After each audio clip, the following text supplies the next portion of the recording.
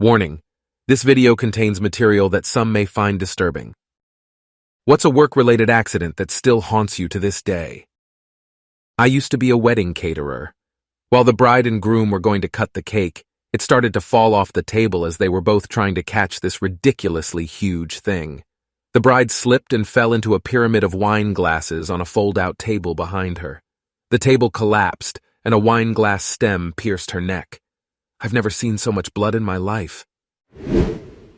An accident at the bakery chef happened in my town. It's a bakery factory where they make a lot of baked goods for restaurants. The maintenance man didn't tag out a big mixer he was working on during shift change. Third shift came in and no one communicated that maintenance was working on the machine, so the night shift operator started the mixer with the maintenance man inside. I worked 3 or 4 buildings down for a completely different company, and we heard the screams over our loud machines. We had a guy in the army violate one of the cardinal rules of working in the motor pool: remove watches, rings, and dog tags. He had kept his wedding ring on and was working in the turret of an Avenger, surface-to-air missile launching system mounted on a Humvee. When he climbed down the tiny ladder at the back, he decided to jump down the last few feet to the ground. His ring caught on the ladder and degloved his finger. He held up his hand and just looked at it and said, "Oh, fuck." We grabbed him, wrapped his hand, and took him to the hospital. All the while, another soldier was carrying the fleshy remnants in his hands and dry heaving. Once he was taken in at the hospital, they just removed the finger. He became a cautionary tale for all my future soldiers. I think it was the day before Thanksgiving 2012. There was a news story about a guy trying to reach something off of a platform at a local paper mill. He fell into a nearly boiling hot tank of caustic solution with spinning blades in it. There was absolutely nothing left of him. When the concrete laborer was cleaning the concrete paving machine, the operator was in his car staying warm. The laborer's rain gear strap got caught in the auger and dragged him in. It was the most blood-curdling scream I've ever heard as he was taking his last breath, and it made mincemeat of him. If only the operator was where he should have been. Trench collapse. Guy was pinned mid-chest. Not good, but not immediately fatal. Where he was pinned, he had a chance. Dirt was up to his upper abdomen. He still had quite a bit of his chest exposed, so he had plenty of chest for adequate lung expansion. The bigger concern was the crush injury to the lower half. Guy's co-workers freak out and use the backhoe to dig him out.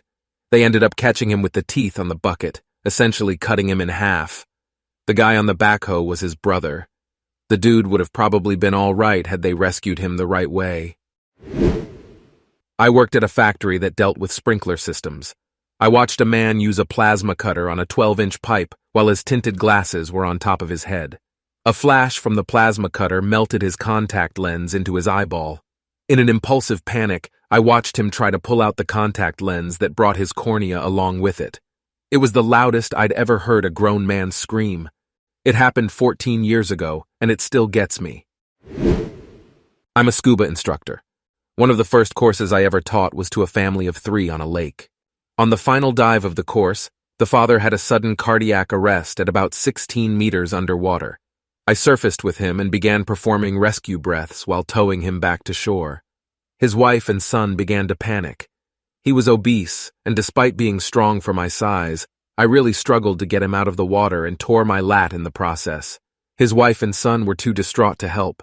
I got him out and began administering CPR while screaming for someone to call 911 and trying to console his family. He was dead well before EMS arrived, and I've never forgotten those memories. I had to take a few months off work to recover from the physical and mental injuries. I feel so guilty for not being able to save him. I worked in an industrial setting and had a contractor come in and use a hydraulic ram to pull a bearing about the size of a human head. They didn't hook up the lines correctly, and 40,000 psi of fluid hit him in the neck and almost decapitated him. It took out part of his brainstem. Blood was everywhere, we couldn't help him. I got there for the death rattle. He was in his early 20s and his wife just gave birth a few months prior. Not as bad as some people's stories here, but I worked at Amazon. When I started the job, a manager laughingly told me that during the summer they have ambulances parked in the parking lot, just in case. I thought he was joking. I was there for around 9 months, and it started getting hotter. The warehouse didn't have AC, just giant exhaust fans blowing hot air around. A girl in pre-sort directing traffic, basically sending boxes down the appropriate line, just suddenly collapsed, full-on passed out on the line. Line stopped and the girl was taken to the nurse. She was back on the line an hour later. The reason it haunted me is just the fact that she came back. She passed out and still had to finish her shift. My first job as an auto electrician was at a car garage for Vauxhall in 2000. I was walking through the workshop and one of the mechanics drops to the floor screaming as I'm maybe 20 feet or so away.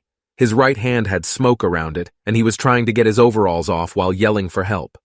Turns out, as he was using the oxyacetylene to cut off an exhaust that was giving him trouble, some of the molten metal that dropped off fell inside his overall through the right arm and burnt straight into the underside of his forearm. I remember the smell was like meat burning with a sweet side to it.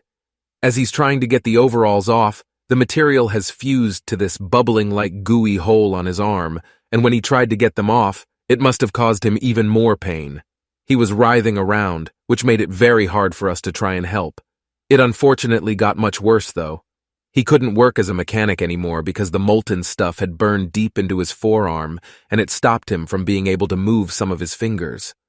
I don't know how things went for him after this, as he never came back to work. I don't know if you can call this an accident, but I was working with this guy and out of nowhere he said in a defiant voice, "I'm sick of working here. Check this out," and jammed his foot into the gears on the machine. Completely mangled his foot. I saw him 20 years later and his foot was still fucked. He was looking for a couple weeks of workers' comp and got a lifetime disability instead. It was pretty horrific. When I was 13, I worked at Long John Silver's and we had the dumbest cook ever. We called him Pedo Paul because despite being happily married, Pedo Paul could not stop trying to flirt with the 15-year-olds we were hiring. Anyway, one day, Pedo Paul drops his wedding ring in the deep fryer. To paint a picture, there are 3 deep fryers next to each other, and above those deep fryers are no less than 6 pairs of tongs. Pedo Paul looks at his hand, looks at the deep fryer, looks back and forth like 6 times, and then plunges his hand into the deep fryer to grab his ring. He manages to grab it and fling it across the room and starts freaking out about the burn. At this point, his hand was effectively nothing but one large blister. To make things worse, he runs over to the pressure washer to spray his hand off. Strips of his hand just start filleting themselves off and onto the walls of the sink, and we can see a little bone.